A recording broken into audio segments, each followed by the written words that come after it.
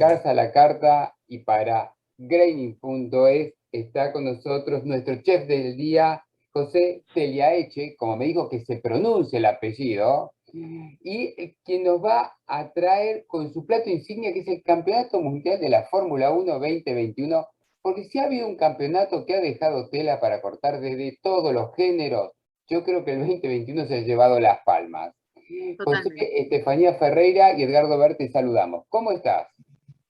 Pues muy bien, estupendo y además encantado de poder charlar con vosotros, porque la frialdad de las redes sociales es lo que tiene. No hay nada como esto, y si pudierais venir aquí, que estamos acabando el otoño y empieza ya el invierno, está a punto de grabar en la terraza, pero ya es oscuro, ya se nos ha echado el ocaso encima. Pero sería una maravilla poder charlar tranquilamente. Ay, sí, tenemos unas ganas de ir a conocer a todos los amigos que tenemos alrededor del mundo que no saben. Y en España además yo tengo una amiga argentina que está allá, así que yo ya tengo fijo que en algún momento tengo que ir, o sea, es así. Ya sabes, en Gorliz hay sitio para todo lo que haga falta. Gracias. José, yo primero aprovecho y presento, ¿no? Como estábamos hablando recién en la previa, bueno, docente, ilustrador, maquetista, escritor, muchos lo conocen como el autor del blog El Infierno Verde, Newburgh, nuestro querido Newburgh, que yo creo que en lo personal muchas veces lo leo y no siempre alcanzo a comentar, como hablabas, José, en las redes, pero nos deja pensando o decís o escribís lo que muchos de nosotros pensamos y por ahí no alcanzamos a notar. Hay que tener en cuenta que el blog como tal, a mí hay muchas veces que se me va de las manos y el blog dice, bueno, yo quiero escribir algo esta noche y el blog dice que vamos a escribir de otra cosa. Quiere decir que esas cosas ya uno se va acostumbrando. Son más de 6.500 entradas, las que llevo escritas desde 2007. Y lo que es evidente es que aquella cultura del blog se ha perdido en el sentido que el blog ahora es un apoyo de los influencers. Escriben una cosita y punto. Yo soy de la vieja escuela y lo que hago es escribir todos los días lo que me apetece. Entonces estoy escribiendo yo mis novelas, estoy dibujando mis cosas, de pronto tengo una idea sobre Lewis Hamilton tal, y a la tarde la vuelco o la apunto, o así. Y es complicado a veces acercarse al blog y entender muchas cosas, como luego veremos cuando hablemos de Manolo y Pepe, porque luego hablaremos. Entonces, hay muchas cosas que yo las doy por sabidas, porque a fin de cuentas, bueno, pues el blog va a su rutina, yo llevo mi rutina también y vamos los dos juntos. Y la gente que me lee normalmente, habitualmente, pues saben perfectamente las cosas que hago, entonces hay un diálogo entre ellos y yo que nos lo llevamos bien, pero para el que de vez en cuando se acerca, pues dice, este señor raro, ¿qué demonios está contando? Porque, efectivamente, yo ya hace tiempo ya he asumido que soy un señor raro. Entonces, bueno, las cosas me importan, las he relativizado mucho. Antes entraba a discutir más, ahora me he atemperado una barbaridad, pero bueno, es lo que toca. Es bloguero y es lo que ocurre. Yo aprovecho esto y también digo un poquito de Carza a la Carta, bueno, son nuestros chefs, nuestros invitados, y si bien estamos con unas horas de diferencia, están cerca ya de preparar la cena. Bueno, entonces, lo que te preguntamos es, si vas a ser el chef, si te toca preparar y qué plato, y si no, ¿qué plato es tu favorito? Mira, yo después porque yo he vivido mucho con ancianos, desde 2004, 2006 cuidé de mi padre hasta que falleció. Luego nos ha tocado cuidar de mi suegra, que murió en 2019 con 97 años, y ahora cuido de mi anciana madre, que tiene 94 y vamos camino de 95, con lo cual os podéis imaginar el plantel. Y obviamente yo soy el cocinillas, el fogonero, hago mucho trabajo de cocina, y como me habéis preguntado cuál es mi plato favorito, tengo que confesarlo, patatas fritas con huevos fritos, porque es el relajo. Ya dices, de pronto ya no hay que hacer unas patatas a la riojana, ni un marmitaco, ni un puré o un potaje, como llamáis vosotros, ni nada. Entonces, hay momentos que me doy el caprichito y me cojo unas patatitas fritas, me las pongo con un par de huevos bien frititos, además con perlita alrededor, con cosita rica, y a freír puñetas. Ese es mi plato. Y si por mí fuera, colgaba el cucharón. No. Sí. Estas navidades es tirar mi la hijo... casa por la ventana. Nada, que vaya. Y si es que hay cosas que no tienen sentido. Este año me están pidiendo, tú crees que es normal, Estefi, que me estén pidiendo croquetas. Mi madre y mi hijo están en Dublín, ahora vienen. Y dices, pero que no, que yo ya no estoy para hacer croquetas. Yo estoy para comer croquetas, no para hacerlas. Es así. Muy bueno. José, te voy a sacar ahora de la cocina y te voy a llevar un Perfecto. poquito a la historia. ¿Cuáles fueron tus primeros pasos en esta pasión que nos une, que es el automovilismo? ¿Cómo comenzaste con Mira, el yo, automovilismo? gracias a Dios, y lo digo así, gracias a Dios, porque ahora las redes sociales tienen otras obligaciones, ¿no? Y hay gente que se crea unas historias de juventud, de niñez, y con 2 años ya gritaban Alonso, Alonso, gritaban Hamilton, Hamilton, cosas por el estilo. Mi vida en ese sentido, en ese sentido, mis inicios fueron bastante grises, El que trajo la afición a casa era mi hermano mayor, ya fallecido, pero que tenía 8 años más que yo. Y yo escuchaba, pues dormíamos cama con cama, y yo escuchaba historias de Fangio. Yo a Fangio le adoro, vaya por delante. De Jim Clark, de Jack Brabham, o sea, era lo habitual en mi vida. Y con el paso del tiempo, pues me encuentro, yo tengo una revista de Sport Auto francesa con Jackie Stewart en portada, volando con su Tyrrell, con lo cual ya para el 73-74 yo ya estaba hecho. Pero yo estaba hecho con el corazón partido. Por un lado a mí me gustaba Jackie Stewart, pero por otro lado me gustaban los Ferrari, que ya eran rojos con aquellas partes blancas, el 312B, aquello me fascinaba. Y vosotros que os dedicáis a la docencia, sabéis perfectamente que uno tarda en tener conciencia de las cosas. Entonces yo a partir de ese momento ya empiezo a tener conciencia que a mí me gustaban los cochecitos. O sea, es que a mí me encantaban los cochecitos. Hasta tal punto, es una anécdota que he contado muchas veces, yo empecé a hacer con un taco de madera un Tyrrell 005. Y con las ruedas eran trocitos de... Sí, pues yo soy muy mañoso con las manos. Y tenía trocitos de goma, de caucho, y esas iban a ser las ruedas. Mi hermano se tronchaba de risa, porque como todo hermano mayor, pues siempre me hace, ¿a dónde vas con eso? ¿Qué vas a hacer con eso? ¿Qué tal? Esas cosas, ¿no? Y con el tiempo, pues vas llegando, y hoy mismo lo he sacado porque tengo un montón. Es este vehículo, que lo veis ahora. Claro, 1973. Exactamente. Pero la diferencia es que ahora, si estuviera por aquí Jero, pues ahora podríamos hablar de por qué el alerón trasero se va tan atrás, por qué el intrador y el extrador son tan parecidos, el ángulo... Y eso es lo que te va dando la Fórmula 1 y cómo vas aprendiendo, ¿no? Y eso ocurre, yo siempre he dicho que pertenezco a la generación del 82. Claro. El momento culminante es la temporada 82 para mí. Y nunca me he ocultado, yo lloré con la muerte de Gilles Villeneuve, pero que fue una temporada bestial, olvídate de lo que hemos visto. Bueno, entre las cosas que vamos a hacer cuando nos juntemos en España es eso, porque también lo tienen en común. Sí. Yo voy a reconocer, José, yo tengo que aceptar algo. Yo cuando se mató Villeneuve, durante 4 años no vi Fórmula 1, me pegó. Pues normal. Yo acabé hasta arriba en la época de Schumacher y eso que me considero tifoso. Sí. Pero es que era tan aburrido ver siempre ganar a Schumacher que ya te cansabas, ¿no? Pues ya sabías quién salía adelante, quién iba a ganar. Esas cosas aburren. Entonces ahora cuando dicen es que 2021 ha sido una temporada, pues hijo, ¿qué quieres que te diga? Yo es que en el 1972 ninguna. Y luego he visto buenas temporadas, grandiosas temporadas y alguna tan reciente como el 2007 de este año, el propio 2009 con la remontada de Sebastián Vettel. Los 2010, que nadie daba un chavo por Ferrari y empezó a recuperar terreno después del Gran Premio de Turquía, pues todas las cosas. Pero bueno, cada temporada tiene su aquel. Y sobre todo hay una cosa que aprendí cuando murió Jules Bianchi, y es que los viejos tenemos que dejar tiempo a los mitos o a la mitología de los jóvenes, porque ya los jóvenes tienen sus propios esquemas, su propia forma de ver la vida, y hay que respetársela, ¿no? Entonces, pues es lo que toca, Oye, si me extiendo mucho hablando, me cortéis. No. Soy un rajador nato. Es un placer. La verdad que es un placer y de última ya sabemos, hacemos 2 programas, no pasa nada. Pero en realidad a mí me gusta primero escucharte, no solamente leerte, pero pienso lo mismo. Porque muchas veces, o lo charlamos con Edgardo, muchas veces uno va con la impronta de mayor ya, y por ahí no llegamos a entender qué es lo que los veinteañeros hacen con la Fórmula 1, o cómo la sienten, o cómo la viven, y totalmente de acuerdo, tienen que tener un tiempo para procesar ellos sus cosas. Claro.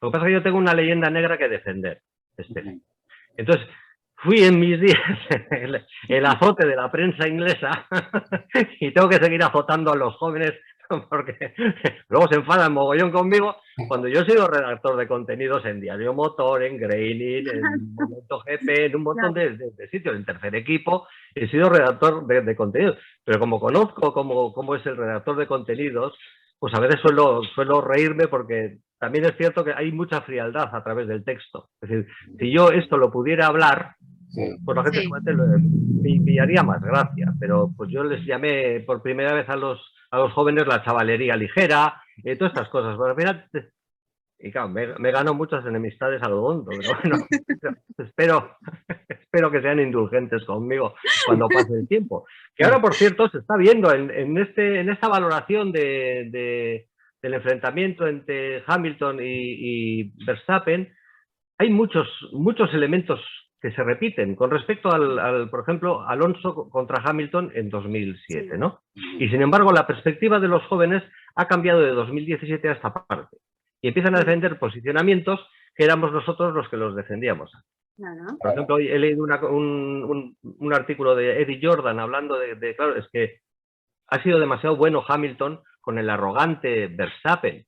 Sin embargo, he estado revisando cosas que decía Eddie Jordan en 2007 y era al revés. Era al revés. El arrogante era Alonso, que era el que había llevado el número 1 a McLaren, era el bicampeón del mundo vigente, y sin embargo el futuro era él. Por lo tanto hay que tener mucho cuidado con estas cosas, pero es bueno crecer juntos. Yo creo que es una de las cosas más bonitas que tiene nuestra afición. Y luego ya, por no cortarte más, te diré que vengo de una cultura horizontal. Nosotros en foros, listas de correo, el propio blog, no éramos solamente el blog mío, teníamos al lado el blog o el canal de Martín, que era Cepten, me parece, sí, lo he apuntado, Cepten. Teníamos Efecto Suelo. En Efecto Suelo, un tal Juan Moragues, un tal Horst, que era Jorge, y Oberon, nos explicaban lo que era el efecto Coanda y lo que era el efecto Magnus. Estamos hablando de 2009. Sí. Nosotros en el propio blog, en 2010, ya analizábamos y discutíamos la variabilidad del Red Bull. Claro. E incorporábamos elementos. Gracias a Anso, que vino un día a contarnos historias sobre el calor y la importancia del calor, pues incorporábamos todo eso. Pero era en paritario. Era igual. Sin embargo, las redes sociales han establecido una jerarquía vertical. De ahí que tengamos los influencers.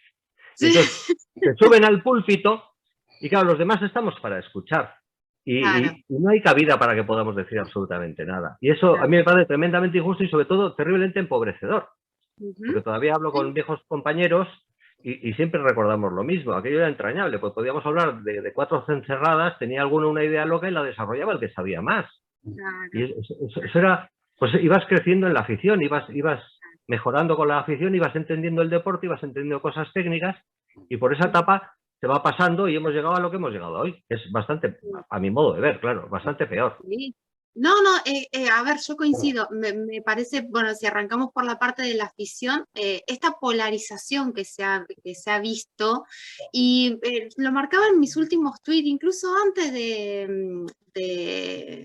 cuando fue la clasificación, que estábamos hablando, bueno, ¿qué necesidad hay de agredirse? O sea, ¿qué necesidad hay de herirse? Que es para... Yo tengo una teoría... notoriedad, no para hacer nada. Sí, a ver, yo soy muy de analizar las cosas, es una de las virtudes, por llamarlo de alguna manera, que me ha salvado durante años y años y años. Yo soy capaz de analizar mucho. Y entreveo circunstancias como la llegada de las chicas a la Fórmula 1, la llegada de los jóvenes a la... Y lo que voy a decir, quiero matizarlo bien porque no quiero que parezca lo que va a aparecer. Pero ha empeorado el panorama. Y lo digo así, ha empeorado, pero no ni por las chicas ni por los jóvenes, sino por la condescendencia y paternalismo de los mayores. Yo he tenido compañeras en Bellas Artes en la universidad, porque el colegio era católico y solamente estábamos chicos, pero en la universidad, en el trabajo, en mi relación laboral de todo tipo, en el programa Septicast, que teníamos a Mariela, Marieta, María Londres, la propia Leo, y yo he tratado a las chicas por igual. Esa era una de las cosas fundamentales de mi relación con las mujeres, por igual. Es decir, tú eres tan aficionada como yo no tengo que decirte, mira, te voy a decir esta cosita porque qué bonita idea has tenido. Que esto a partir de ahora te va a cambiar la perspectiva, porque sé Porque sois inteligentes y os dais cuenta también de que hay cosas que pasan alrededor que no son culpa de las mujeres. Por eso te decía que quería matizar. Y esto un poquito. Nos hemos lanzado como fieras, ya volviendo al tema, con el asunto de todo el follón montado por Hamilton y Verstappen, la prensa inglesa, que parecían, yo que sé qué, parecían orcos ahí lanzados contra Verstappen. Eso ha sido así, cierto, siempre, es verdad. Pero claro, chocas con el relato oficial, porque ahora tenemos que ser un poco más dulzones, tenemos que hablar más de equipo, más de... Y claro, ahí no encajan las cosas, no encajan bien, y se producen los bodrios que están surgiendo en estos momentos. Es decir, son relatos que deberían acabar de una manera más o menos simétrica y acaban como el Rosario de la Aurora. Claro, lógicamente, ni ha sido un campeonato limpio, en un contexto general, ni ha sido un campeonato ecuánime, sigo hablando, ni ha terminado como debería haber terminado. A mí no me vale que venga Anthony Hamilton a saludar a Verstappen y a darle un abrazo a Josh de Verstappen, el padre de... A mí lo que me habría valido sería que Hamilton no hubiera dejado el asiento libre, se hubiera quitado la mascarilla en el podio y hubiera metido el coche en el Parc Fermé como tenía que haberlo metido. Eso es de deportividad. Su padre a mí es que me da exactamente igual. Es decir, que bien, ahora, ¿qué hace la prensa? Te decora, rodea a Hamilton, que lo ha hecho siempre, rodea a Hamilton de todas esas virtudes maravillosas. Me estoy dando cuenta que estoy venga a hacer pajaritos con mis manos, se me ve poco. Me voy a atar las manos atrás. Y entonces, todas esas cosas desvirtúan mucho, porque esos mismos hombretones que luego a las chicas y a los jovencitos los tratan con ese paternalismo que a mí me refanfinfla mucho, me pone muy malagueta. Mira, majo, es que esto... No, mira, majo, no. Yo estoy convencido que alrededor de una copa de whisky o un puro hablarían de otra manera, porque en el fondo lo que les ha gustado es la confrontación, el deporte duro, porque realmente la Fórmula 1 es duro. Hay gente que se mata, que es algo que se nos olvida. Y cada piloto cuando se sube en un coche sabe perfectamente que hay una mínima posibilidad ahora, gracias a Dios, y descontando el accidente de Grosjean del año pasado, pero saben perfectamente que pueden perder la vida en un mal momento. Y eso es algo que hay que respetar del primero al último. Eso es así. A ver si encarrilamos. Vamos a ver si encarrilamos. La primera pregunta es, bueno, la primera del listado que te hemos pasado, este papiro. ¿Cómo viviste vos personalmente este duelo entre Lewis Hamilton y Max Verstappen? Yo me lo he pasado muy bien. ¿Te inclinabas a favor de alguno? Sí, desde el principio, por Verstappen. Y no es que me caiga especialmente bien, ni me caiga especialmente mejor que Hamilton. Pero ya más, obligándole a ceder la posición en Bahrein en la primera prueba, ya me marcó el camino que iba a seguir todo el campeonato. De hecho, tengo amigos a los que ya les había dicho 4 o 5 carreras por dónde iban a ir los últimos derroteros, porque es así. La vejez tiene estas ventajas. Uno ya huele el aire y dice, esto va por aquí. Y efectivamente. Y desde ese momento ya apunté hacia Verstappen. Y luego lo desarrollaremos más. Pero creo que Hamilton tiene mucha más culpa en el resultado final de lo que de momento estamos viendo. Y habrá tiempo de analizarlo cuando se calmen las aguas, cuando la gente esté un poquito más capaz de razonar, pero efectivamente Hamilton ha metido muchísimas veces la pata y la ha metido hasta el zancarrón. Y lo dejo aquí para que luego podamos desarrollar, que si no, no avanzamos. Sí, una cosa antes de que Edgardo te siga preguntando, hablábamos un poquito de Manolo y de Pepe, que bueno, los que somos habituales de tu blog más o menos vamos viendo quiénes son cada uno. ¿Por qué elegiste esos nombres? ¿Por alguna razón especial? Sí, por descontextualizar al piloto, es decir, es un poquito por quitar la vestimenta. Hamilton es el heptacampeón, es pues como hemos hablado antes a cuenta de Jordan, es el campeón vigente, el otro es el chavalín arrogante. Bueno, pues una vez que les quitas de sus atributos, automáticamente tienes a 2 personajes. Y los creé con el accidente de Monza. Ahí hablé por primera vez de Manolo y Pepe. Porque para explicar cosas complejas es mejor primero quitar y vuelvo a aludir a vuestra experiencia como docentes. Quitas todo el ruido y dices, vamos a ver, la acción de Hamilton en Monza era legal, porque el reglamento en mano era legal, pero no fue ni elegante, ni constructiva, ni mucho menos inteligente. Tú no puedes salir a menor velocidad con neumáticos fríos y meterte en la trayectoria de un piloto que viene en la recta de Monza, además. Estamos hablando de un circuito rapidísimo. Sí. Tú no puedes hacer eso. Si hubiera habido una escapatoria, pues igual ni siquiera estábamos hablando de esto, pero había una banana de hormigón. Ahí es donde rebota Verstappen y se le monta encima. Sí. Y la tontería de Hamilton es que quiere entorpecer a Verstappen y él también se va en el follón. Ese es el tema. Yo lo que te quería preguntar es si Dime. Manolo y Pepe se pueden mover de Max y Luis a Toto y a Christian Horner. No, porque creo que los personajes, fíjate tú, hay una cuestión que he adorado siempre, Edgardo, de los pilotos. Los pilotos pueden fingir mucho o poco. Luis finge más fuera del vehículo que dentro. Dentro se atolondra, es más sincero. E incluso en sus cabreos es mucho más sincero. Sí. Pero Toto y Christian yo creo que no se les puede llamar más que Toto y Christian, porque al final son ellos el personaje. Entonces, ahí están. Y luego además hay algo también que hablé en el blog hace tiempo, de la semántica de la Fórmula 1, ¿no? Si nos fijamos, a Steiner le llamamos Steiner, a Binotto le llamamos Binotto. Sí. Sin embargo, los buenos de la película siempre son nombres propios. Sí. Toto. Sí. No, es que es así. Mauricio Rivabene, yo ya había hablado del tema, pero Mauricio Rivabene me sorprendió, no sé si fue 2018, cuando pidió a la prensa que a él le llamaran Mauricio. Claro. Cambia radicalmente. Sí. Estás hablando de dos colegas, ¿no? Entonces, en la época antigua, pues Briatore era Briatore, porque era italiano, era el mafioso italiano.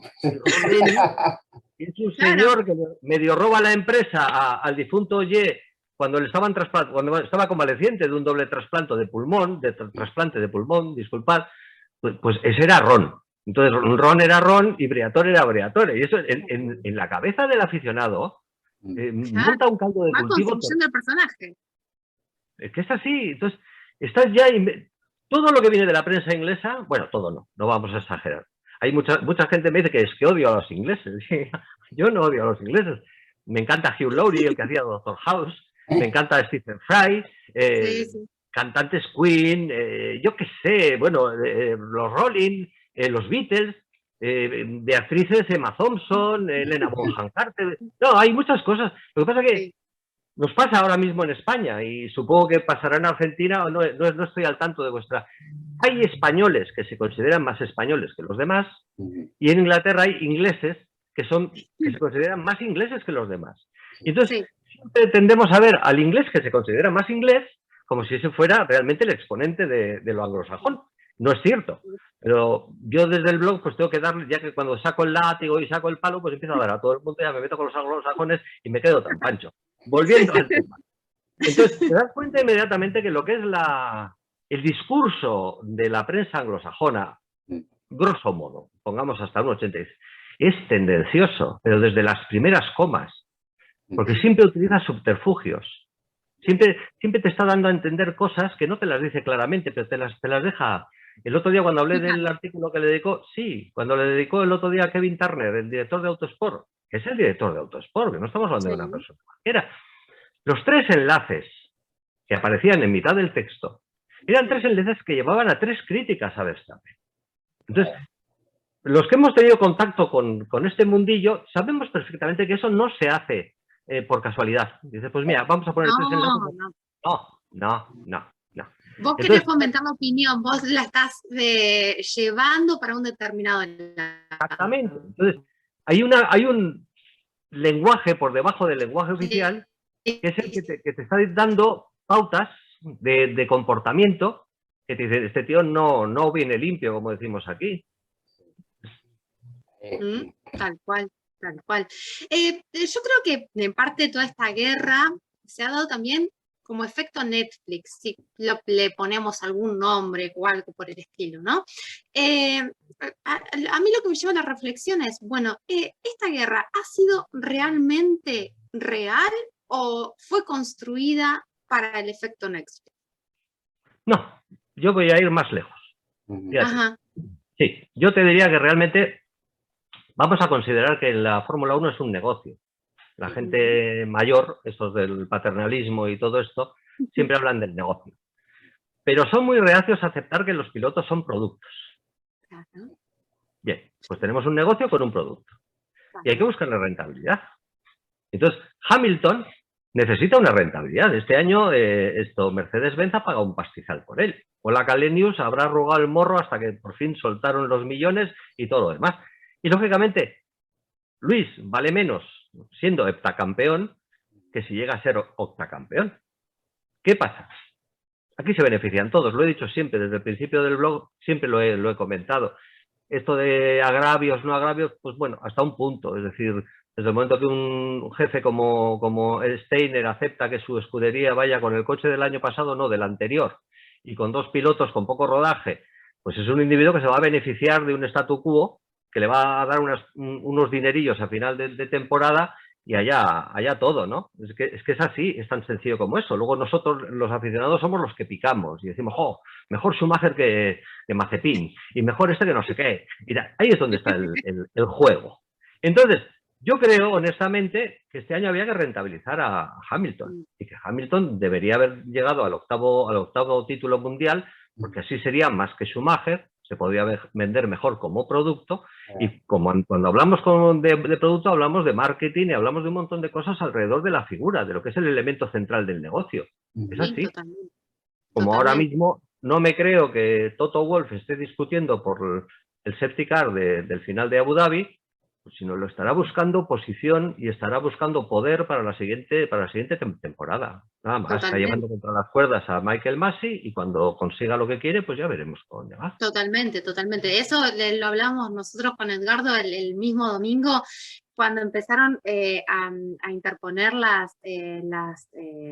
Sí, las impugnaciones y todo, sí. Sí, y decíamos, no, pero acá hay algo más, y yo lo decía, no, esto es una lucha de poder, no es ni siquiera por el 8º título de Hamilton, olvidémonos de Hamilton, del título de constructores y qué sé yo, acá hay una lucha de poder, hay recambio de autoridades en la FIA, sí. Tenemos, o sea, es un contexto muy grande para analizar como para quedarnos solamente, no, porque quieren que le den el 8º título a Hamilton.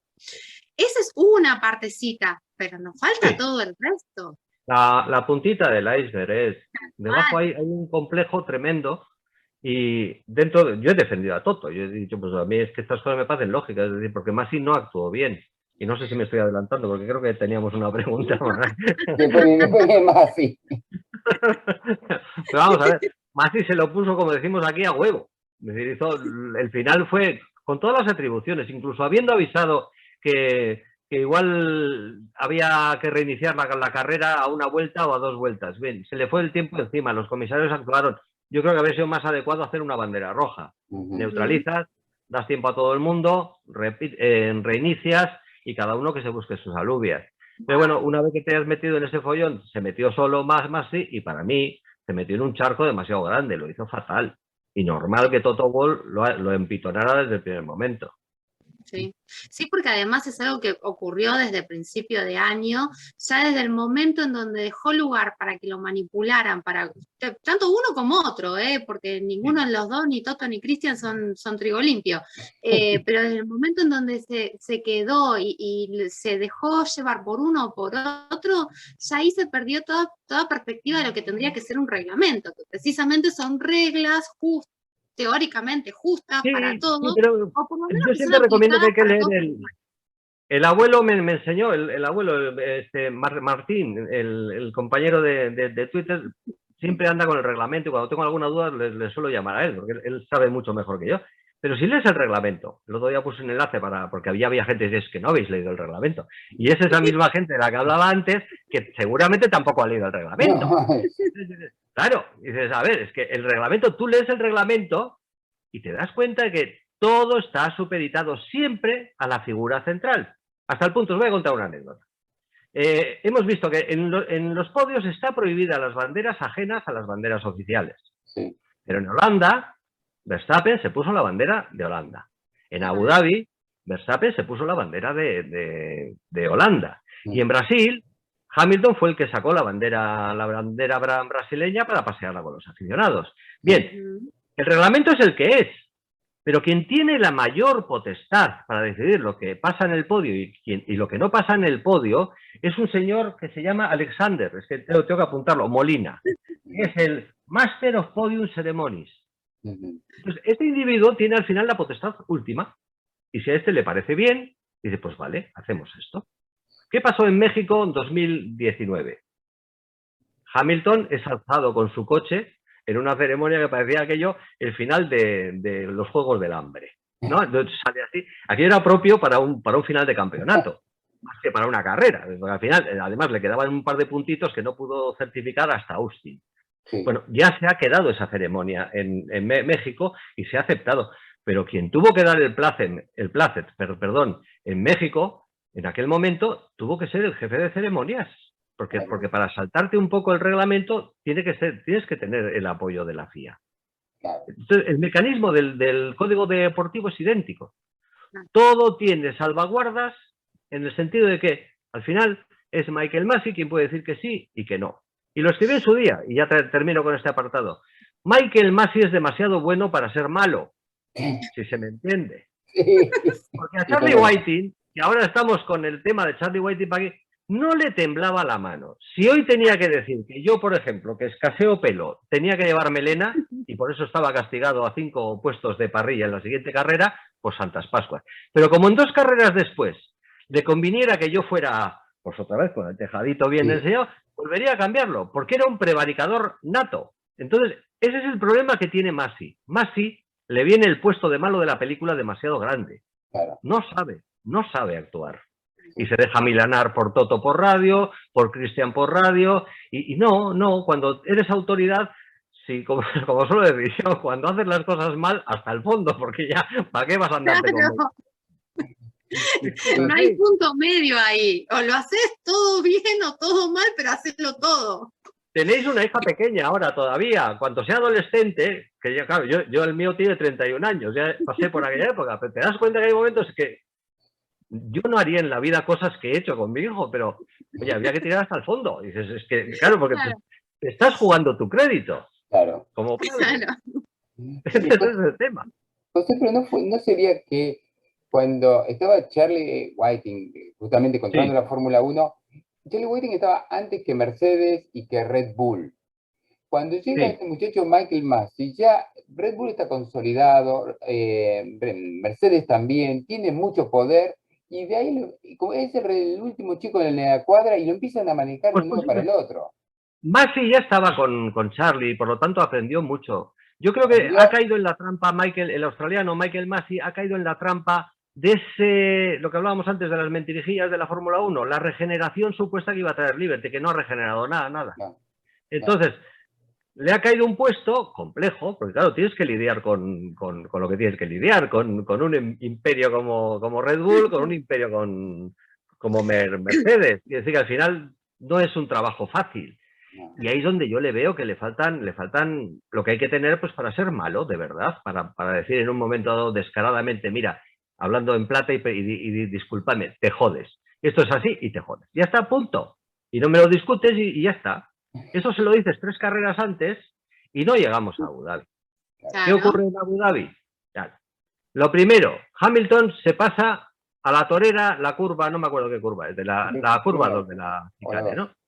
O la 2. Dices, vale, no hay investigación. Dices, pero vamos a ver, que venimos de una tangana en Arabia Saudí de armas tomar con doblaje de doblaje, te quita. ¿Dónde vas? Claro, ¿dónde vas? Luego no me acuerdo en qué otro momento suena por radio Toto diciéndole no me saques un safety car. Pero ¿cómo puedes tolerar que te diga un jefe de equipo no me saques un safety car? Yo solo por jorobar saco el safety car. Digo, a ver. Llega al final y como pues, todo el mundo se le ha subido a la chepa a Michael Masi, Dios, que yo quiero esto, yo quiero lo otro. Pues vale, pues, iros a la porra. José, estábamos charlando de todo este año de Michael Masi, el malo demasiado bueno de la Fórmula 1, por no decirle otra cosa. O el malo incompetente, Eduardo, que también los hay. Me hacen acordar a las películas cómicas cuando está ese que quiere ser malo, pero es incompetente, es tonto y siempre mete la pata. Sí. Yo me he criado mucho con cine mudo y cine antiquísimo, porque a mi padre le fascinaba. Carlos Gardel, todo lo argentino a papá le encantaba. Y esas cosas, esas películas antiguas, pues son una maravilla. Pamplinas, yo qué sé, todos. Joy, Chaplin, pues todos. Chaplin, Buster Keaton, qué sé yo, esa época del cine mudo gloriosa. Que para hacer fue un programa gloriosa. con el cine mudo, ¿eh? Y Michael Massey es el malo inútil, el tontorrón, vamos, ¿cómo has puesto? ¿Te acuerdas de aquellos grupos de policías que iban a buscar a Chaplin? A Chaplin. Lo fallaban todo, pues Sí, tal cual. eso sería el sargento. Ay, Te quería preguntar, José, porque este año dime. hubo muchos incidentes en la Fórmula 1. Lamentablemente, estamos haciendo como un corte entre lo que fue el duelo Hamilton-Verstappen y después viene el resto como que ocuparon, qué sé yo, el resto Es que para no estar en el importa. campeonato. Es que realmente la propia prensa inglesa, la propia FIA, ha desestimado a los 8 equipos. Sí. Y esta es una de las cosas que estoy desarrollando en el blog. Porque realmente el desdoble de los equipos que no importaban, porque a la FIA no le han importado todo el año, porque a la prensa inglesa no le han importado todo el año. Realmente solamente tienen importancia para proteger a Hamilton. En el momento que tienen importancia para proteger a Hamilton, y más si les da paso, pues entonces, claro, tenemos un problema. Pero el problema es ayer lo resaltaba en el blog, o sea, Red Bull y Mercedes se han comido 1.400 en términos generales, perdón, en números redondos. 1.400 puntos, mientras los otros juntos, todos juntos, no han llegado a 1.008. Realmente estamos hablando de un campeonato terriblemente desequilibrado. Sí. Y claro, ¿qué precisaba Mercedes? Pues que le protegieran, como aquí también decimos, y disculpadme la expresión, porque yo soy muy llano, que protegieran el culo de Hamilton. Dices, vamos a ver, los coches y los pilotos no están para proteger el culo de nadie. Entonces, ¿por qué actúa más y así? Pues por esa vorágine, porque realmente importan poco. Dice, bueno, hay 3 tíos por ahí que molestan, vamos a sacarlos del follón, porque los realmente interesantes para el relato eran Verstappen y Hamilton. Ese es el key de la cuestión. Ya sé que son opiniones muy controvertidas, pero es así lo veo, vamos. A ver, es que además que tienen que largar el Gran Premio porque no pueden largar solamente 4 autos. No. Porque si la FIA pudiera dejar largar solamente 4 autos, yo creo que lo hubiera hecho. Es que fíjate, Steffi, la bandera roja en Imola, qué bonita fue. Benefició a Hamilton. Aquí no parece que le beneficiara a Hamilton. Por eso se fuerzan las cosas con la amarilla. Claro. Entonces, la bandera de Azerbaiyán pasamos, porque claro, la aliada con los botones de Hamilton fue monstruosa y acabó perdiendo todas las posibilidades. Pero ¿y si llega a ganar? ¿Y si le llega a ganar a Checo? Entonces, hablaríamos también de banderas rojas buenas, banderas rojas malas, banderas amarillas buenas, banderas amarillas malas, y así no se lleva un deporte, que es lo que escribía anoche. Es decir, no tenemos un deporte exportable para poder decir, mira qué limpieza, mira tú qué pelea. El 82 del que hablábamos antes, Edgardo, Sí. fue un año tumultuoso, complejo. Terrible, y ojito, porque terrible. Keke Rosberg, exactamente, el padre de Nico, sí. Tardaron muchísimos años en reconocerle, porque en principio se consideraba que había tenido una carambola. Sí. Pues sí, tenía una carambola, pero hizo lo que tenía que hacer con el 4º peor coche de la parrilla. Sí. Claro. Dices, ahí estaba Keke, sumando puntitos, y al final pues se descalabró Villeneuve, se descalabró Pironi, aunque También mantuvo la vida para luego perderla posteriormente. Bueno, ocurrieron un montón de circunstancias totalmente ajenas y acabó ganando Rosberg. Sí. Qué mejor momento para que los ingleses, los anglosajones, nos hubieran escenificado el fair play, el respeto al rival y el respeto al ganador. Es decir, pues ¿a qué? No. Vos sabés, José, que sacando números, la temporada Dime. anterior a la del 82, que para mí sí es un quiebre en la 81, Fórmula 1, sí. este, Fueron vibrantes aquellas.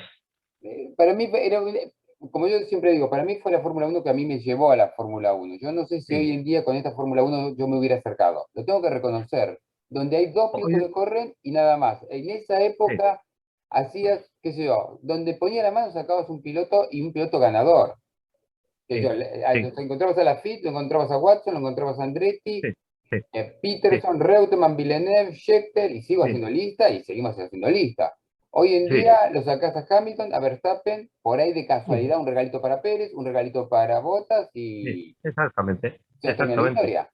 En el año 81, si hubiera habido una carrera más, una sola, la carrera número 16, había 6 o 7 pilotos con posibilidades de ser campeón del mundo. Matemáticamente Efectivamente. hablando, con 9 puntos al ganador. Efectivamente. Es que es eso. Cuando lo has vivido, cuando has vivido un duelo como el de René Arnoux y Villeneuve de Jean Prenois, John, sí. entiendes que la tontería del respetar las rectas, digo, las líneas de la pista, no Sí. son hábiles cuando llevas un coche que en aquel entonces pesaban prácticamente la mitad, bueno, es una exageración, pero sí, podemos decir que pesaban 500 kilos, 500 y pico kilos.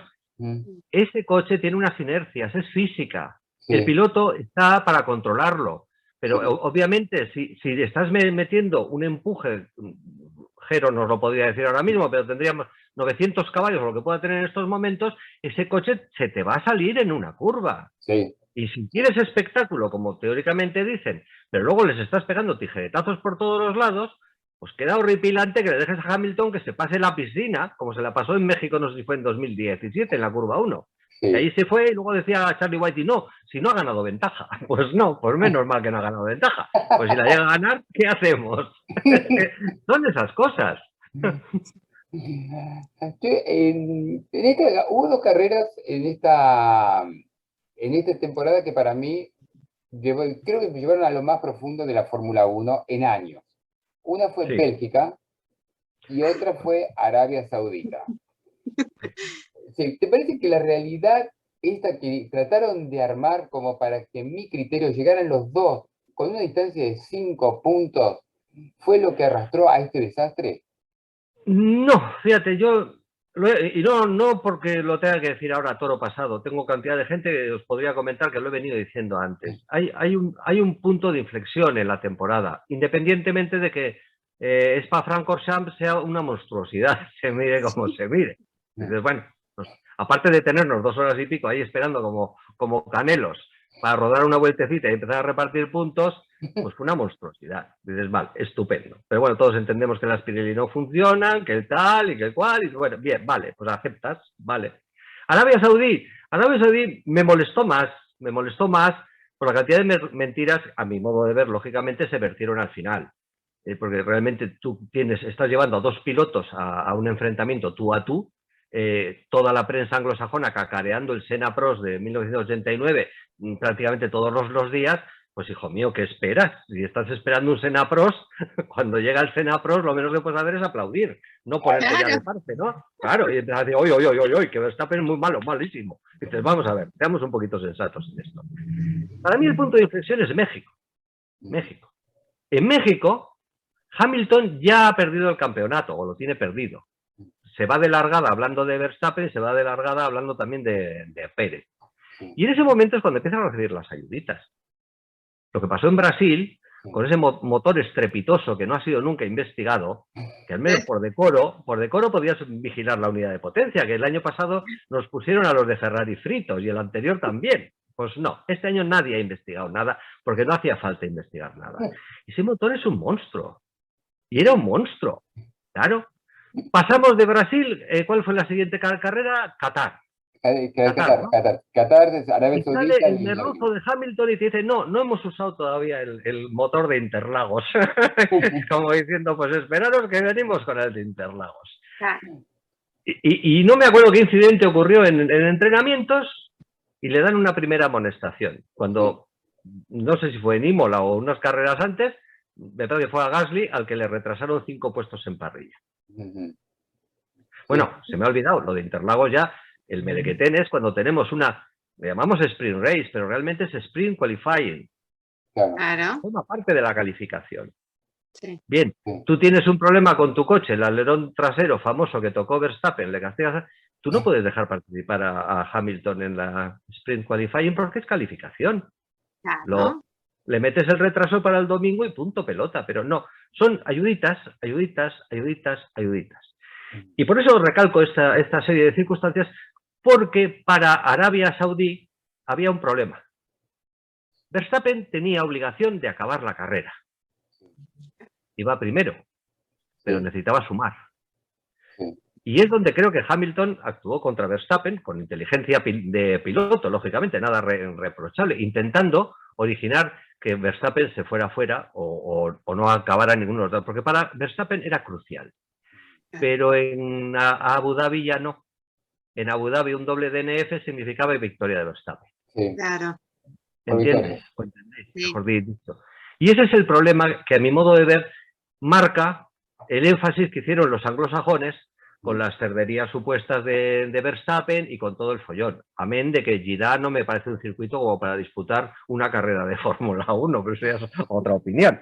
Entonces, vamos a ver, estamos modificando Rouge, hemos modificado la parabólica, ahora Miquel Alboreto, estamos modificando todo por seguridad y nos metéis en una ratonera. sí. Todavía había gente que argumentaba, no, es que tenemos Tech Pro por todos los kits, no es hormigón, pues solo Sí, faltaría. no tiene nada que ver.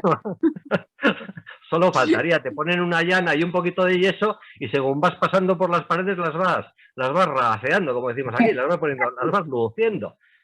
Bien, pues tienes Jeddah, tienes el merequetén que estaba montado y las prisas de Hamilton por esto. Sí. Bien, estamos hablando justamente de los dos de adelante y el resto que el mundo se olvidó. Pero yo creo que hubo tres pilotos, tres ex campeones con realidades diferentes. Fernando, con su vuelta a la Fórmula 1, y como nosotros llamamos acá de entre casa a los hermanitos Kimi y Seb. Y voy a explicar por qué llamamos Kimi y Seb. Porque de Ferrari siempre están juntos. Cuando uno está 15, el otro está 16. Cuando uno largaba tercero, el otro largaba cuarto. Siempre se encontraban en la presentación de Arabia Saudita, hasta se tocaron los dos juntos, como para complementar todo esto. ¿Qué análisis hace de Fernando, Kimi y Seb? Yo creo que Kimi estaba ya quemando ciclo y bueno, pues ha hecho lo que ha hecho siempre, porque realmente desde que conozco a Kimi, toda la vida ha conducido disfrutando. O sea, es uno de los pocos pilotos, y no el único de la parrilla, al que le he visto disfrutar al volante siempre. Y si no disfrutaba, se iba a comer el helado, punto. O sea, era una cosa tan limpia como eso. A Seb le he visto reivindicativo, pero muy pillado por la estrategia de Lawrence Stroll en Aston Martin. Le he visto muy por debajo de sus posibilidades. Pero a cambio, y esto también lo he resaltado, le he visto feliz. Y eso para mí, a pesar de que Seb no es un piloto por el que sienta especial cariño, me parece algo destacable siempre. Es decir, Seb ha recobrado el equilibrio, está en un momento dulce, podemos decirlo, aunque haya acabado en el quinto pino, e importa poco. Porque realmente es un piloto sin aquella presión que tenía en Ferrari, sin todas esas cosas que al final nos acaban embarrando ante el público y luego ha tenido unos gestos divertidos, bonitos, y eso pues siempre te hace mucho más entrañable. Las reivindicaciones que ha hecho sin el cacareo de ¿cómo se llama?, de Hamilton, pues ha hecho sus reivindicaciones y creo que son mucho más útiles.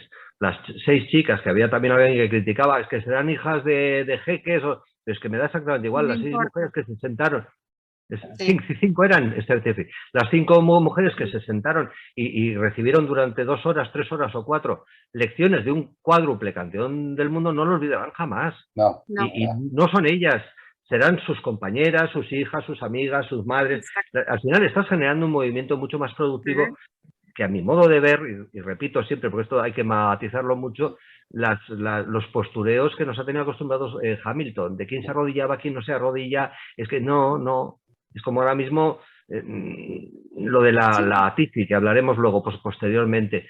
No puedes criminalizar a la Latifi, como no se criminalizó a Timo Glock en 2008, o a Nelsinho Piquet, porque el mayor beneficiado del Singapore Gate siempre, y mira que he escrito sobre ello, siempre fue Lewis Hamilton.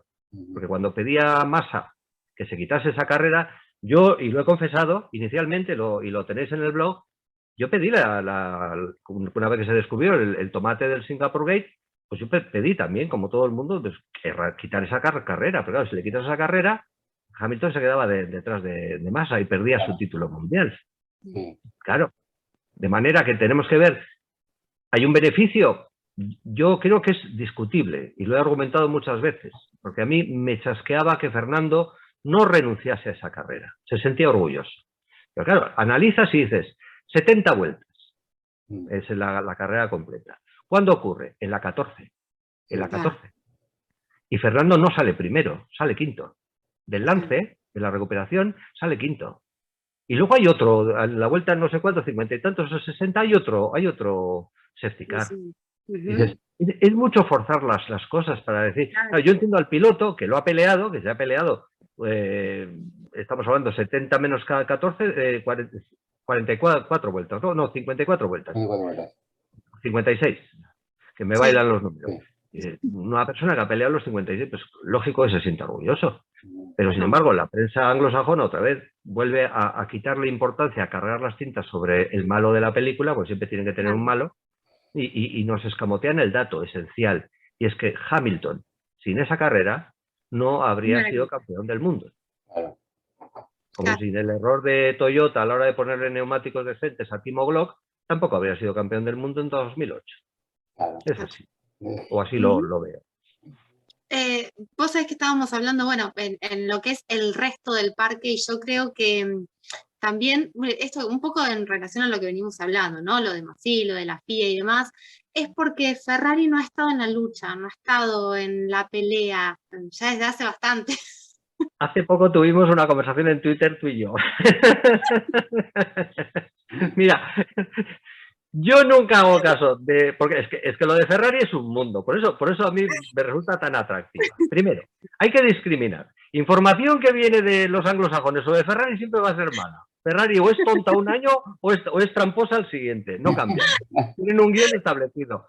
Pero es que luego en las propias informaciones italianas hay que discriminar qué medios son afines a la familia Agnelli y qué medios son... Claro, entonces, los de Berlusconi y compañía, para que nos ubiquemos, siempre van contra Ferrari. Entonces, es un merequetén. Ahora, hay un dato importante de Ferrari, que es lo que te comentaba en Twitter. Han hecho un trabajo estupendo. Lo que pasa es que a veces las cosas están en las preguntas que se hace al entrevistado. Nadie ha preguntado todavía a Binotto, por ejemplo, si los dos SF21 han sido idénticos toda la temporada. Yo tengo datos que me dicen que han estado llevando dos programas de trabajo para recuperar todo lo perdido en 2020. Por lo tanto, las comparaciones, cuando la gente te compara a Leclerc con Sainz o a Sainz con Leclerc, ya que yo estoy en España, pues no es muy apropiado porque realmente pues muy pocas veces han podido tener las mismas armas. ¿Por qué? Porque estaban totalmente enchufados en recuperar terreno y en volver a poner Ferrari en tercera. Desde ese punto que os lo estoy contando, me diréis, claro, tú como eres tifoso, ¿qué vas a decir? No. No, en realidad yo iba precisamente a eso, ¿no? Porque muchas veces, precisamente como la pelea se nos ha quedado en Red Bull y en Mercedes, bueno, dejamos de lado a Ferrari, que yo creo que si hubiera estado en la pelea hubieran estado separados los 3 por 10 puntos, a Binotto también lo hubiéramos escuchado por radio, no me cabe ni la menor duda de eso. Pero precisamente por esto te hacía la pregunta. Primero, en esto de, bueno, viene sin campeonato, viene con pocas victorias, con nada. Pero vemos que hay un trabajo como para recuperar terreno en 2022. Pues eso es lo que te iba a preguntar. Pues este es un trabajo que hay que reseñar. Para mí, y lo he escrito también un montón de veces, y siento repetirme con esto, para mí lo importante era el trabajo. El trabajo, porque han estado supeditados los pilotos al trabajo, los ingenieros al trabajo. Es decir, toda la escudería ha estado supeditada o enfocada, mejor dicho, a rendir, a colocarse terceros en la rampa de salida de 2022. Yo considero que ha sido un éxito, pero comprendo que no es muy vendible porque la gente te va a decir, que ¿cómo vas a decirme esto si han quedado terceros y además a un mundo de Red Bull y Mercedes? Pues sí, yo también acepto ese tipo de discusiones, pero... de McLaren. Claro. Y ha recuperado terreno.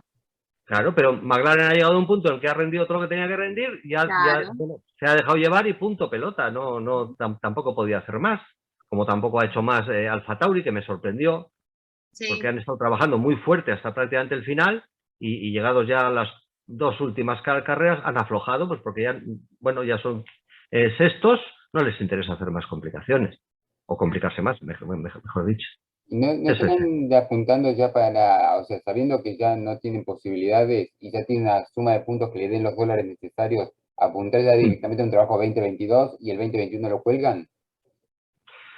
Sí, lo que pasa es que yo creo que hay mucho, a ver cómo lo explico, hay mucha leyenda urbana alrededor del dinero que reciben de la Fórmula 1, porque realmente reciben mucho dinero, pero no es el grueso de los presupuestos que necesitan.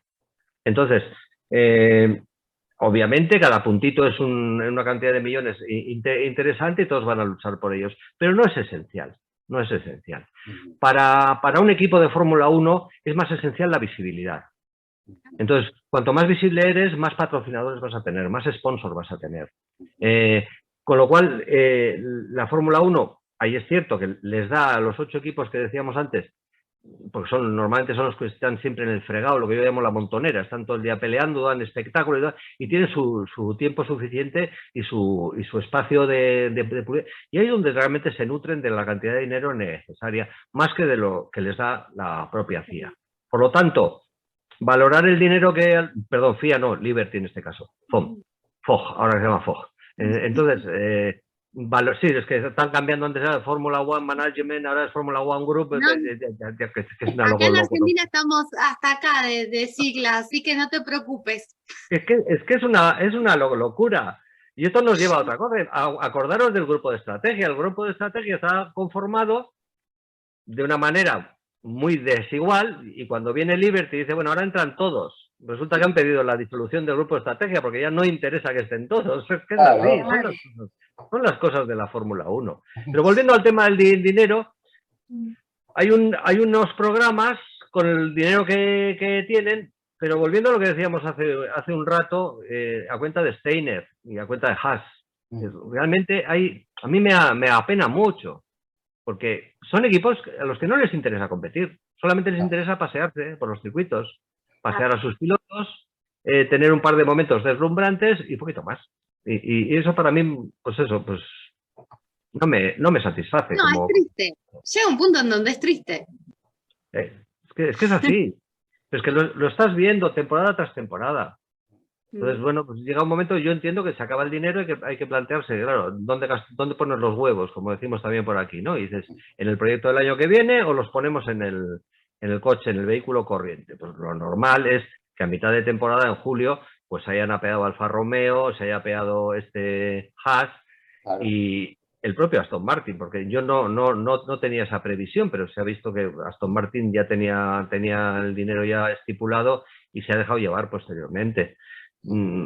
Alfa Tauri era necesaria para el desarrollo de Honda y por lo tanto pues han seguido en liza. ¿Quién más nos queda por ahí? Renault no le quedaba otra, solamente es proveedor de sí mismo y necesita clientes, porque esa es otra, necesita clientes, no hay más, con lo cual ha seguido peleando. ¿Y quién más nos falta? Williams. A Williams a principio de temporada la puse octava, porque me gustó mucho la aerodinámica del vehículo. Pero también ha llegado a un punto, ha cubierto lo que tenía que hacer y automáticamente ha corrido con el FW43 pues, hasta el final de temporada sin mancharse más las manos. Peores momentos hemos vivido. No sé si os acordáis cuando... ¿quién era? ¿Nakajima? ¿O Kobayashi? Esteban Gutiérrez acusó a Haas, no sé si fue la primera o la segunda temporada, de que había partes del vehículo que estaban pegados con cinta americana y cosas por el estilo. Es decir, corrían de manera peligrosa porque estaban pelados, no tenían un duro. Claro, esas cosas también pasan, ¿no? Sí, por no hablar de los 30 ingenieros de Ferrari que fueron despedidos de Ferrari, los contrata Haas, eso me parece que fue en 2016. Y cuando acaban el trabajo en Haas vuelven otra vez a Ferrari. Que solo pasa en Fórmula 1. Haas realmente cuando se va Grosjean y se va Magnussen y lo incorporan a Mick Schumacher por apellido y Mazepin por billetera, la gran pregunta era quién iba a hacer ese auto porque no quedaba nadie. Porque Fittipaldi con 2 carreras no puede desarrollar un auto de Fórmula 1. No, es que este es otro problema gordo y es bonito que lo menciones, Edgardo, porque como deporte, el deporte sin entrenamiento no tiene sentido. El atleta tiene que entrenar, tiene que medirse consigo mismo, tiene que vencerse, y aquí, sin embargo, pues tenemos, al nadador le pasa lo mismo. En mi época juvenil fui nadador también y entrenábamos un montón, luego tenías tus resultados o no los tenías. Pero es que es absurdo esta reducción de entrenamientos, pues son caros además, son caros. Hay que mantener el presupuesto. La fiesta de perdedores de Mercedes-Benz en Abu Dhabi, pues habrá costado mucho más de lo que costarían 2 jornadas de entrenamiento. Pero bueno, pues hay que aceptar que los entrenamientos lastran el deporte y las fiestas de este tipo, pues ya está, bien. Nos metemos, si te parece, de lleno en la última carrera. Perfecto, cariño. Bien, ¿Sí? bien. Bueno, a ver, lo primero, controvertido. Por algún lado hay que empezar. Lo primero, controvertido. ¿Qué pasa con estos 5 autos que recuperan vuelta y no los 8 que estaban con vuelta perdida? ¿Cómo te parece que fue manejado eso? Partiendo de... Mal, porque no está clarificado. Iñaki Echarri, Chifu, en redes, es comisario federado y además una persona, aparte de entrañable y queridísima, tiene la cabeza siempre muy fría. Y nos recordaba que hay un artículo, el 15.3, que atribuye al director de carrera la facultad de meter o sacar el safety car cuando le venga en gana. Es decir, a partir de que tienes ya un artículo en el reglamento que te dice que Masi puede hacer con el safety car lo que le venga en gana, pues el resto podemos discutir si fue más feo o menos feo, pero realmente desde el plano legal volvemos también a lo del accidente de Monza entre Hamilton. Es decir, hay cosas que son legales pero quedan feas. Y en este caso yo creo que quedaba feo, pero alguien tenía interés o le llamó por teléfono o le dijo lo que fuera para que, oye, no vamos a acabar en un régimen de safety car porque sería, pues fíjate tú, un final de campeonato tristísimo. Y es donde creo que Red Bull les gana la tostada. Se arriesgaron a un reinicio, mientras porque que no tenían nada que perder aparte. Mientras que Mercedes se arriesgó a que Masi iba a cumplir su palabra y de ahí el no Mickey, así no. Entonces, pues chico, es que es lo que tiene, que no puedes controlarlo todo. Yo creo que se fueron excesivamente de confiados. José, mi pregunta es, ¿por qué si el reglamento dice que hay que dejar pasar a los autos que te vienen en una vuelta? Aparece una orden en la vuelta 56 que dice no van a pasar. A la vuelta siguiente dice van a pasar todos y a la vuelta 58 se termina la carrera. Es una locura eso. Pero Edgardo, volvemos a la teoría del tío que no vale para ser malo. Porque con Charlie Whiting, a Ferrari 2012, en el Gran Premio de Barcelona, le prohibió un slot en el alerón trasero de forma preventiva. Le dijo, el martes esto va a estar prohibido. Sí. Así que no lo uséis. Fíjate tú. Abrió paraguas. Estaba trabajando yo entonces para Diario Motor, que fue 2013. Caterham y Williams sacaron unos escapes laterales en forma de acequia, pero con aberturas. Whiting les dijo, no los uséis, en Melbourne van a estar prohibidos. ¿Entiendes? Sí. El mecanismo de la FIA todavía no se ha despojado del espíritu de Charlie. Claro. Y Masi, yo creo que ahí está, simplemente se ahoga este hombre, llevará demasiadas piedras en el bolsillo y no sabe, porque claro, Charlie, no te rías, es que Charlie te lo decía con la misma cara, o sea, era una jeta de hormigón, te decía, no, oye, quita esto que el martes te lo prohíbo, vamos, o sea, vamos a ver que la carrera es mañana o pasado, ¿no? Era así. Y Masi no, porque si llega a estar Charlie, pues Charlie te dice, pongo esto, hago lo otro, y también os aseguro, Toto no le llama a Charlie. No. Estoy convencidísimo. No. Estoy convencidísimo. Claro, porque era así. Ese es el tema. Pues hay cosas que, viendo las redes sociales, viendo opiniones de todo el mundo, obviamente hubo una alegría general por la victoria de Max Verstappen, que a mi criterio fue muy merecida, pero lamentablemente tendría que haber ganado de otra manera, no con lo que se puede suponer como ayuda. Porque al final a mí me quedó como esa impresión de que un piloto fenomenal no precisa una ayuda externa, en mi opinión. Campeón absolutamente legítimo. Pero esas dos vueltas... Estando de acuerdo en el fondo, porque tienes toda la razón. Porque yo no te puedo rebatir ese argumento. Sí te voy a decir que lo que vemos de la Fórmula 1, al final es un complex. Y te iba a decir una barbaridad, más del 120%, que es imposible, pero más del 120% son opiniones de periodistas. Opiniones ajenas a lo que está ocurriendo en pista. Y esas opiniones han macerado una sensación sobre Max Verstappen que no comparto. Porque Max Verstappen, en el peor de los casos, es tan guarrindongo como Hamilton. Porque es así. O sea, se nos ha olvidado 2016 y 2015. En 2016 se lleva puesto a Nico Rosberg en España. Es decir, a la salida del Giro 3 se lleva a su compañero puesto. Mm. Y luego se pasó media temporada quejándose que no le habían puesto los mejores motores, Sí. que se le habían cambiado los ingenieros. Claro, pero ahí la prensa anglosajona protege y explica y nos recuerda que a ¿cómo se llama? Que a Nico Rosberg le llamaban Britney y que bueno, entonces ya automáticamente pues ya tenemos un malito porque Britney, pobre Nico. Pero además, Nico qué era sé yo, pues exactamente, Nico era un pero claro, el jabato de Max no le puedes edulcorar, porque es un fiera, le importa un carajo, desde Silverstone me la has metido, pues voy a por ti. Yo sí he disfrutado, ha sido por eso, no porque me guste Max. Ya desde que empezó Max, ¿cuándo empezó? ¿En 2015 fue? 2015, ¿En 2015. Sí, 2015 en por los 2015, 17 años. claro. Yo recuerdo cuando a Max le dieron una orden para que dejara pasar a Carlos Sainz, que eran compañeros entonces del Toro Rosso, Sí. y le dijo textualmente a Fran Tost, no. Pero así, no. No. Ya está. Pero ¿Qué pasó cuando llegó a Red Bull? Pues 3/4 de lo mismo. Que el tío, oye, que hablamos de Max Verstappen, pero su primera carrera en Red Bull es victoria. Sí. Hubo una serie de circunstancias que podían explicarlo. Una de ellas fue el accidente entre Hamilton y Rosberg. Sí. Pero es un tío que gana. Y es un tío muy apoyado por Heineken, patrocinador global de la Fórmula 1. No sé si ha sido hasta el año pasado, que ahora es Aramco, ¿no? Sí. No sé cómo va el cambalache. Pero volviendo a lo que estábamos diciendo. Al final tienes en ese complex un montón de datos y de sensaciones impostadas. Y tú estás viendo al malo de la película, cuando el malo de la película dices es un tío al que Hamilton ha mandado al hospital.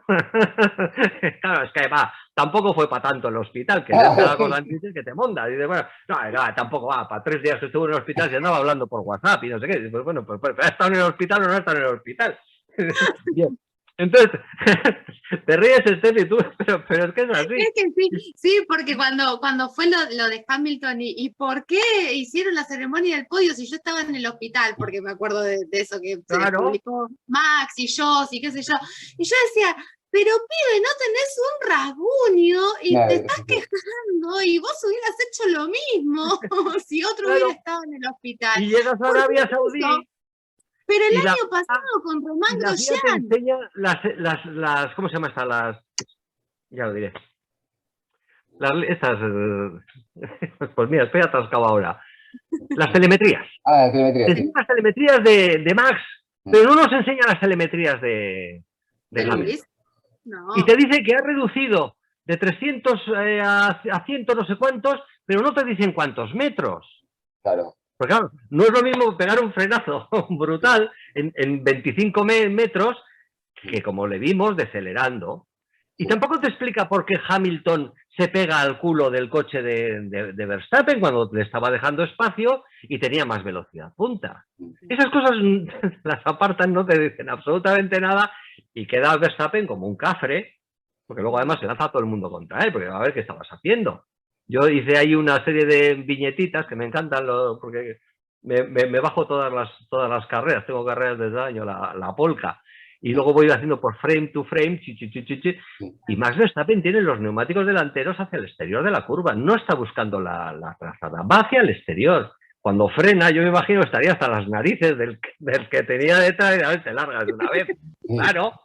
Entonces, según el narrador, y yo soy muy consciente porque tengo uno de los blogs más puñeteros de nuestro mundillo. Sí, ríete, Steffi, pero es verdad. Yo es que cuando voy a saco, voy a saco. Entonces, claro, pues ya está. El lenguaje nos modela. Y el planteamiento nos modela. Y por eso mismo yo empecé a llamarles Manolo y Pepe. Porque claro, no es lo mismo Verstappen y Hamilton que decir, pues Manolo y Pepe. Son dos tíos que tenemos y dices, mira, Pepe viene por la recta principal de Monza, que es vertiginosa, se va acercando a retifilo y le sale un tío con menor velocidad, con neumáticos fríos y se mete en su trazada porque el reglamento dice que es legal. Claro que es legal, pero es muy cortito de mente. Dices, o muy de mala leche, que habría que verlo. Claro. Y luego viene la justicia poética. Una banana de hormigón le monta a Verstappen encima de Hamilton y los dos se van a la porra, pues ya está. ¿Qué hizo Hamilton? ¿Os acordáis? Sí, depende. Quejarse de que Sí, ni siquiera se aceleró. había preocupado si estaba bien o estaba No. mal en el coche. Aceleró. Si vimos todas las cámaras on board Claro. acelerando para tratar de sacar el coche. Pero es que luego decía que no se había preocupado si estaba bien o estaba mal. Dice, pero ¿cómo me voy a preocupar yo por ti si me acabas de provocar un accidente? Claro, pero ya, Hamilton es muy, en ese sentido es muy especialito. Siempre, siempre. Cuando mintió también en 2009, me parece que fue en Melbourne, pues mintió a la FIA descaradamente. Luego pidió perdón, se arrepintió, todas esas cosas, pero es que a Hamilton siempre le pasa esto. Siempre le pasan cosas que no son de él. Es que la culpa es del otro. En 2007, tenemos, Sí. perdona que ya acabo porque si no nos vamos a quedar aquí. En 2007 se le ve llegando a Hungría, los mecánicos están esperando con ruedas suaves, en aquel entonces era Bridgestone, y tenían ruedas con un ribete blanco y ruedas negras, y el tío no le tocaba hacer la extra lap. Insulta a su jefe por radio. Joan Villa del Prat, Sí. en un artículo que todavía guardo de la documentación, le dijo clarísimamente que, eso era intolerable, Entonces, ¿quién fue el culpable de Hungría? Alonso. Pues claro, Alonso estaba en el sitio, esperaba ruedas blandas, le ponen ruedas duras, pide explicaciones con malicia. Nunca he negado que con malicia, porque ya le quería torpedear al otro, pero el malo es Alonso y el bueno es Hamilton. Y la que se lía por la tarde aquella noche daría para 2 programas, que ya contaremos otro día. Con el padre de Anthony Hamilton, que se fue a hablar, y el padre de un piloto se va a hablar con el director de carrera. Sí. No corresponde. José, la verdad, porque primero agradecerte el tiempo que nos dispensaste. Yo a vosotros os agradezco más. Un placer poder charlar así con vos y no solamente escribiéndonos en las redes. Yo lo que te voy a invitar es que le digas, tanto a los oyentes como a los espectadores, que nos digan dónde te pueden seguir, dónde te pueden leer. Pues es fácil. Y voy a hacer ya un regalito, porque yo quería un blog, y no me acuerdo cómo quería llamarlo, pero al final no había las letras y el todo seguido. Y cuando pillé Nürburgring me daba tanta pena, y digo, pues, a ver, cogí la frase de Jackie Stewart, que lo llamó The Green Hell, y puse el infierno verde, y Blogger lo tenía libre, o sea, me salvó una carambola. Entonces, el enlace es elinfiernoverde.blogspot.com. Ese es el enlace a mi blog. Y en redes, pues con mi propio nombre y apellidos, que no me oculto, @josetellaeche. Punto. Con 2 L's y con TX. Está muy bien. Así ya lo tenemos. Edgardo, ¿algo más? Nada más, yo agradecerte mucho, José, por todos estos minutos, menú A exquisito que nos vosotros, además os lo agradezco infinito. Porque lo dije, hay cantidad de gente que de vez en cuando me llama y no hay cosas que no, pues, por pereza, porque también tengo una vida un poquito complicada en casa, pero en cuanto me dijo Steffi, digo, que iba a poder estar con vosotros, digo, de cabeza, o sea, hagamos lo que hagamos de cabeza. Y yo encantado de la vida. Muchísimas gracias, te mando un beso enorme, un abrazo y seguimos en contacto. Y obviamente vas a ser chef de Carta a la Carta en 2022. Estupendo. Muchísimas gracias, corazones. Agur. Un besote.